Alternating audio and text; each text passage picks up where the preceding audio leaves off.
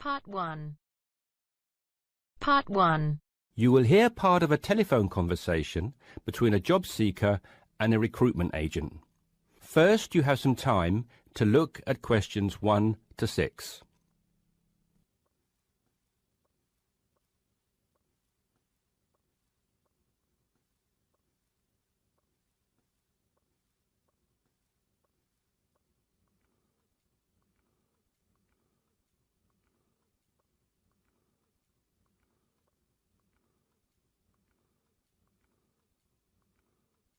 You should answer the questions as you listen because you will not hear the recording a second time.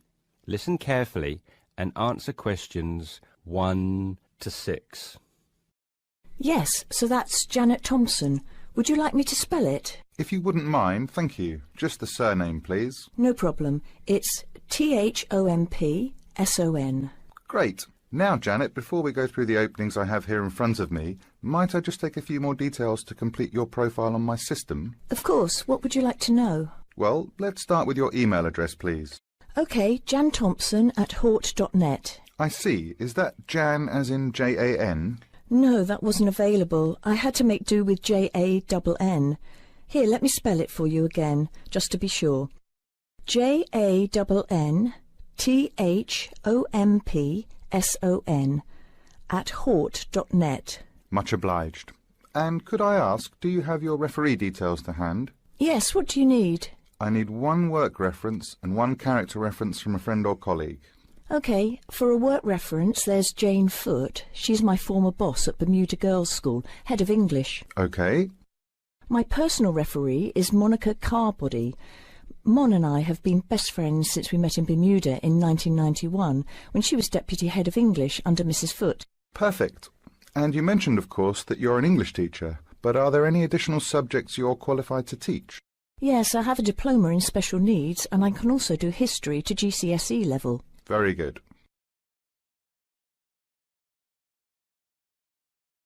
Before listening to the rest of the conversation, you have some time to look at questions 7 to 10.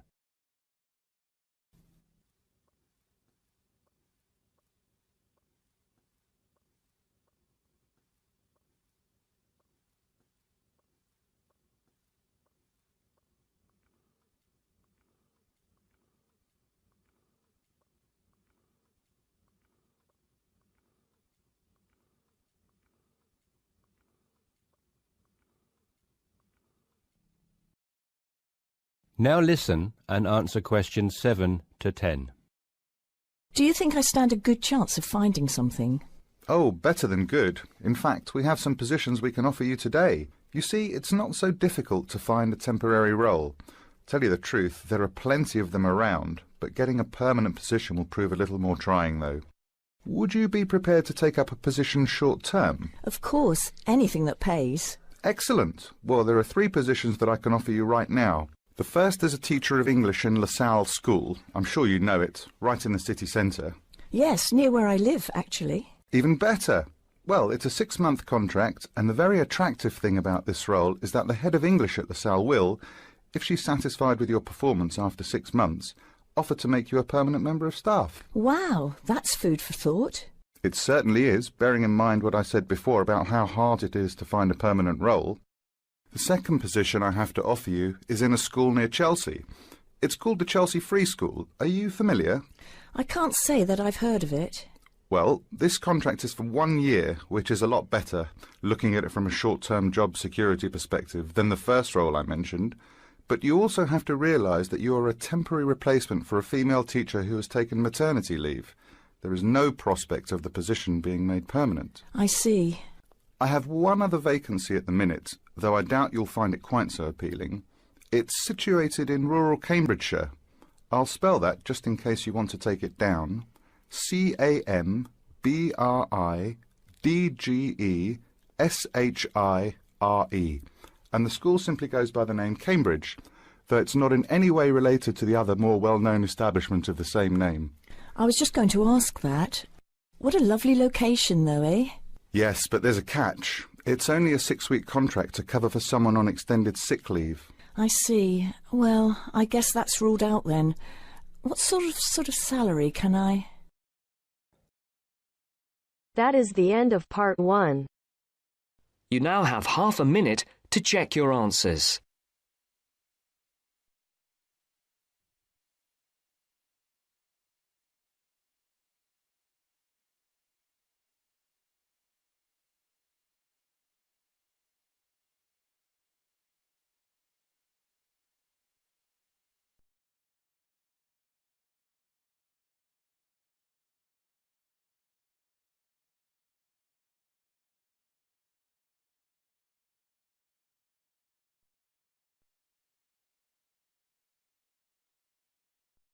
Now turns to part 2. Part 2. You will hear an introductory speech to students at a summer school. You have 30 seconds to look at questions 11 to 14.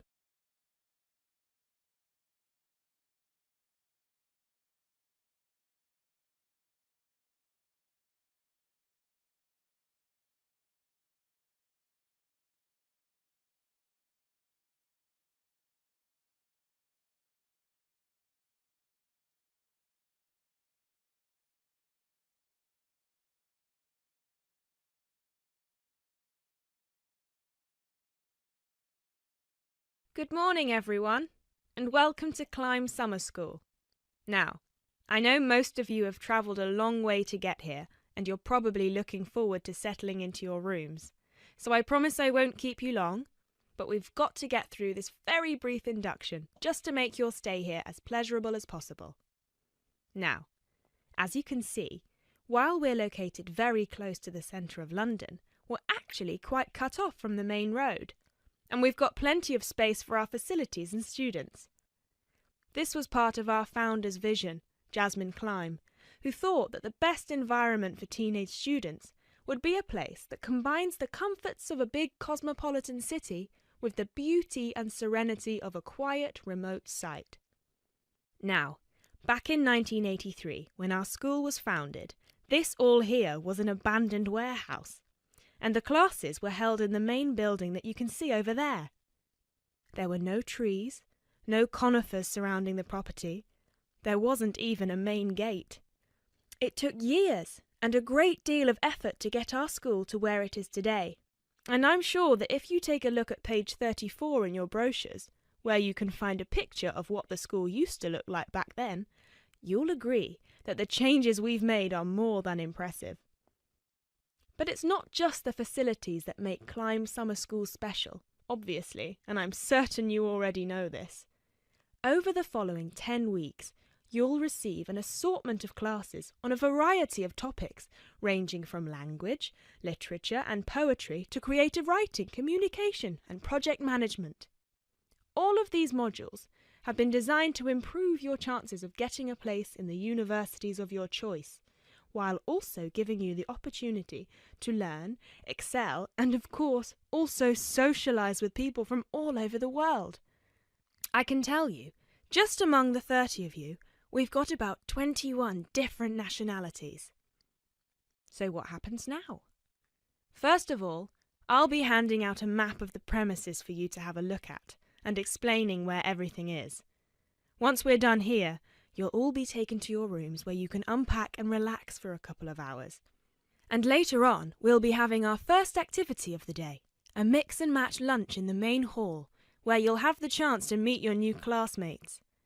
Later on in the afternoon, we'll be handing out your first project assignments and splitting you into teams. And tonight we'll be having our very first film night, starting with an early 20th century special.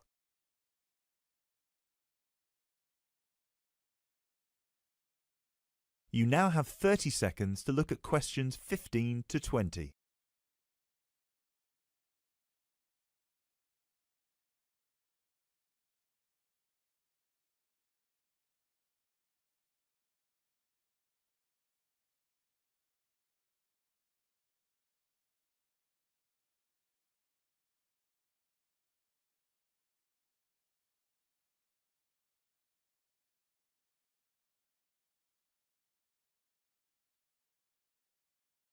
So, let's get on with the map. You've already got a version of it in your brochures, so if you can open them to the last page so we can have a look. Very well. As I showed you before, the actual school is right over there in the middle. That's where you'll be having most of your classes. Adjacent to it, you'll find the main hall, which is where we'll be hosting most events, such as today's lunch. On the left from the main building, you'll find a smaller building, which is where the accommodation and welfare offices are located. This is labelled as the garden office at the front, and it's easy to spot because it has a green door. Each of you is assigned to a different residence hall. We've got 3 residence halls in total, 1 on the left and 2 on the right. The one right next to the garden office is Ursula Hall, named after our founder's sister, while the other 2 are Peter Hall and William Hall. Now, as you can see, there are 3 more buildings to the left of the semicircle here, and 1 more building on the right-hand side, next to William Hall. So that one, which is shaped a bit like a dome, is the pavilion. This is where all your letters will be delivered, and in the basement floor you'll also find a laundrette. Please make sure you've got plenty of £1 coins, as you'll need one for the washing machine and another for the dryer.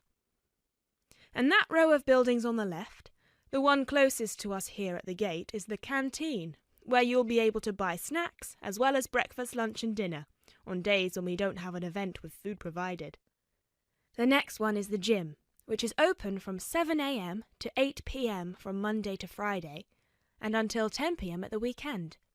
And the last building, right over there, is the study centre, where you'll find plenty of computers and books, as well as a great selection of DVDs and magazines that you can borrow with only a small refundable deposit of £5. Now, please remember to keep your student card with you at all times, as you'll need it to access most of these facilities. That is the end of part 2. You now have half a minute to check your answers.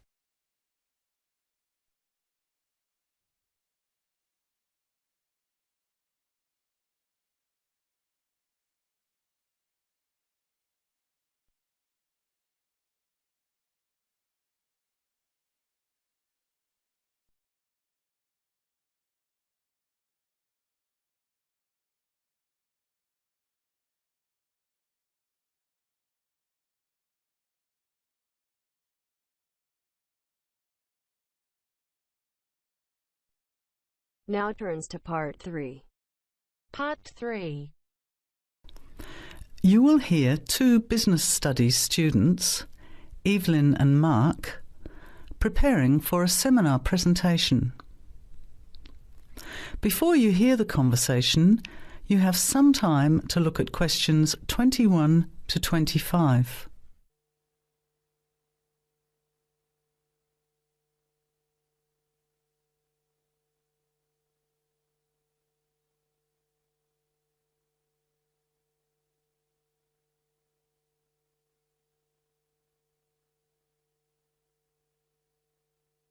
Well, I think the marketing of food would be a good topic. I read a very interesting article the other day about the Canadian food market. I suppose everybody's interested in food, even if it's trying not to eat. Why Canada? I know that's where you come from, but isn't it just all North America, really? No, that's why I thought this article was interesting. Although lots of US companies are well established in Canada, and vice versa, there are still subtle differences between the 2 markets. It says here, the Canadian market is definitely not a northern clone of the US. I like that. And it says that if you understand these differences, it can have a big impact on successful food marketing. So I know that Canada has a big French-speaking population in Quebec. Is this what they're referring to? Not only French and English speakers, there are many different ethnic groups in Canada. It's really quite multicultural. For example, Toronto has large Asian and Italian populations, and Vancouver's got a large Asian population too. And because Canada's population is small, these groups make quite an impact, introducing new styles of cooking. So you can see lots of unfamiliar vegetables and things in the markets, and new restaurants are opening every day. It's great if you love trying out new foods, as many people do. Which kinds of food are becoming popular? Well, some Asian food, I'd say, has been popular for quite a while, like Chinese. But now, Southeast Asian restaurants are becoming very fashionable. Then there's Mediterranean, of course, such as Greek, Italian, and so on. But Caribbean and Mexican food is really taking off among young people these days.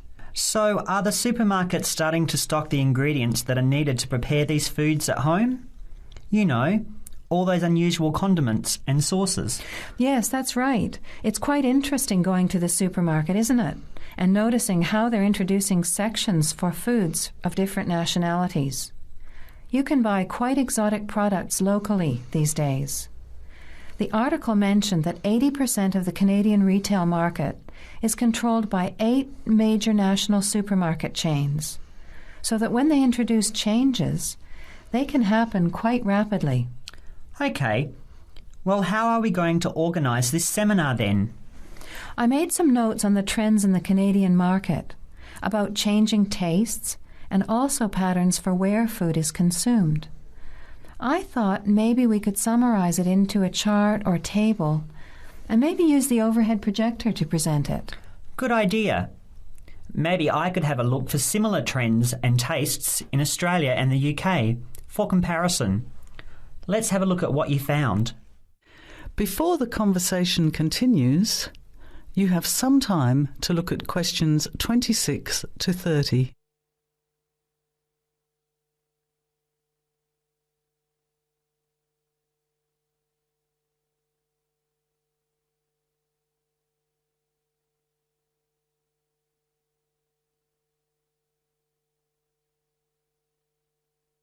Now, as the conversation continues, answer questions 26 to 30. The most significant trend, it seemed to me, was that Canadians are definitely interested in healthy food. For example, did you know that salads are the 3rd most commonly eaten food in Canadian restaurants? Really? What about organic food then? Is that becoming more popular? Yes, it's definitely moving into the mainstream compared to a few years ago. And a recent survey showed that 4 out of 5 shoppers said that they check the fat and nutritional information on the packet when they're deciding what to buy. What other trends did you find out? There's one change I noticed straight away when I was home last year in the meat department. You know, here the meat packaging says rump steak or 4-quarter chops and so on. Well, they discovered that most consumers these days didn't know what to do with these roasts and rounds and ribs. So the government approved a new naming system for cuts of meat, which is related to the required cooking technique. What a good idea. I've never really understood the difference between sirloin, rump, round and all those names. So how many new categories are there? 8. There are 3 kinds of steak, for grilling, for marinating, and for simmering. And then there's what they call quick-serve beef, for stir-fries, I suppose. And premium oven roast, pot roast, and stewing beef. It's a great idea, isn't it? I hope it catches on here. I agree. Any other trends that you thought were significant? Well, what's really interesting is what the article called mobile meals. In other words, more and more Canadians are eating meals away from home, but not just eating more junk food. They're projecting a 40% increase in snack food sales over the next 3 years, and the growth is coming from healthy snacks. You know, the ones that have less cholesterol and fat, such as muesli bars, health food bars, and those types of products. Apparently, in the food marketing jargon, they're called nutritious portable foods, which means healthy snacks. The other major trend is that young people are doing more of the food shopping these days, so marketing has to be aimed more at them, as well as more conventionally at the mother. Thanks, Evelyn. I think we'll have an interesting discussion about these trends and the comparisons with other English-speaking countries. I'll see if I can get some information about them to compare with yours and meet you on Friday to put it together. See you then. Bye. That is the end of part 3. You now have half a minute to check your answers.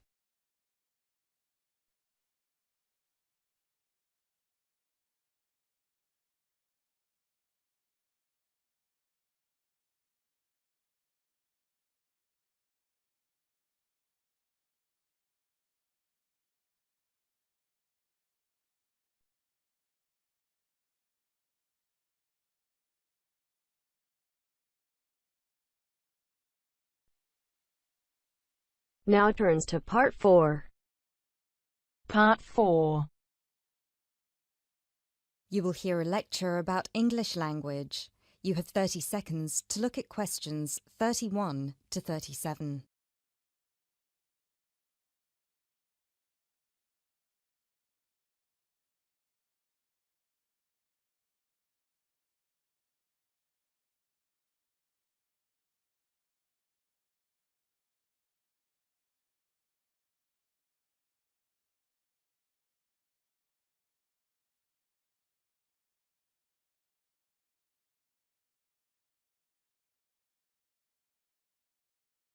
Those of you who were here last week will remember that we talked about the journey of the English language from its early Indo-European origins through to Old English, Middle English, and then to early and late modern English before it reached the form that it has today. Today, we will be continuing that theme by focusing on the future of the English language and all the places it might go from here. There are about 2.1 billion people around the world who can speak English. Out of these, only 400 million are native speakers, which means that 4 in 5 English speakers are non-natives. This is obviously quite an impressive number, considering that just 2 centuries ago, in 1801, there were only about 20 million speakers of English around the world, and languages like French and German were ahead of English in terms of how many people were using them. But what does it mean? What it means is that the future of the English language doesn't really depend on its native speakers, but on that massive number of non-native speakers learning it around the world. Has anyone heard the term pidgin before, or Creole? A pidgin is a simplified version of a language which acts as a bridge between two people who don't have a common language, allowing them to communicate with each other. While a Creole is a language that evolves from a pidgin, with the difference that it is fully formed with clear grammatical rules and vocabulary. There are currently dozens of pidgin and Creole languages based on English around the world, for example, Nigerian pidgin or Jamaican patois. These languages are also known as Englishes. What's interesting about these Englishes is how different they sound to, for lack of a better term, proper English. Take the word trousers, for instance. In Sheng, which is a Kenyan Creole language, they're called longi because they're long. But even versions of English that are recognized as official variations or dialects still differ greatly from each other. Americans and Jamaicans would call the back of a car where you store your luggage the trunk.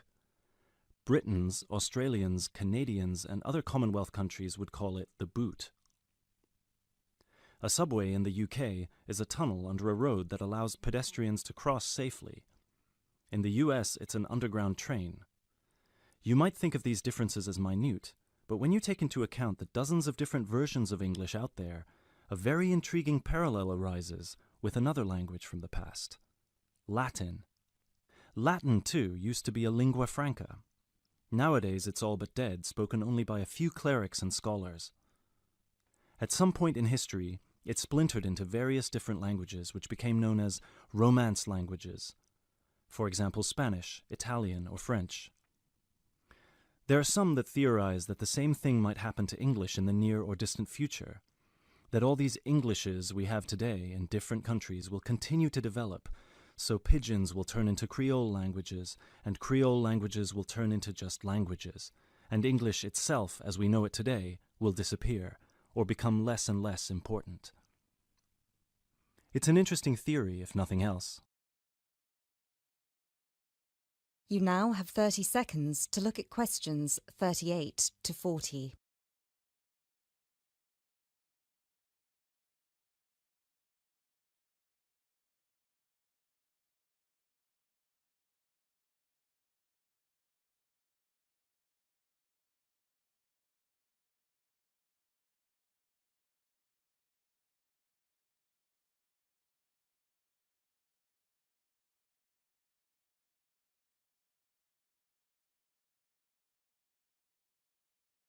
It makes sense that as English grows in popularity, countries, especially those with a strong sense of identity and tradition, will develop their own versions of the language, marked by the idiosyncrasies of their culture. Just think of the contribution of dialects such as Jamaican or South African English. In the past 50 years alone, they've added about 25,000 words to the English language. Most of these related to a local context that wouldn't have existed in English before the spread of colonialism. In terms of numbers, just those are enough for a brand new language. There are some flaws to this theory too, however.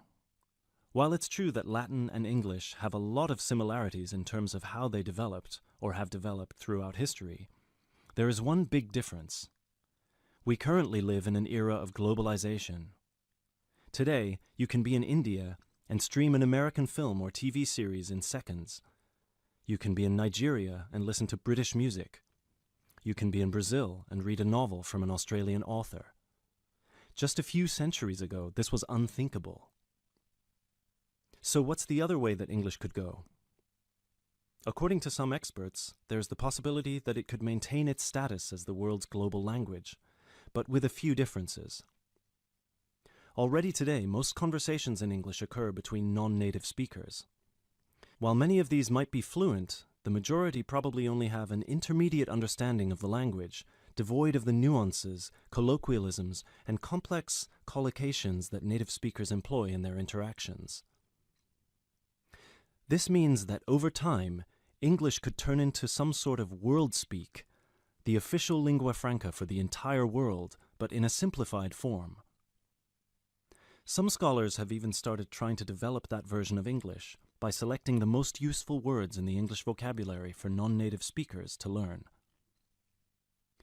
Robert McCrum has compiled a comprehensive list of 1,500 words, for example, a version of English that he calls Globish. And what about traditional native speaker English? It might continue to exist, but lose its popularity, as the previous theory suggests. There are many more theories about the future of the English language, of course. I've only focused on the two main ones because they clearly demonstrate our uncertainty when it comes to how this beautiful language will develop. English is in a unique, unprecedented position. No other language has achieved the same levels of popularity in human history, especially in terms of non-native speakers. So, as this is clearly uncharted territory, only time will be able to tell us what will happen.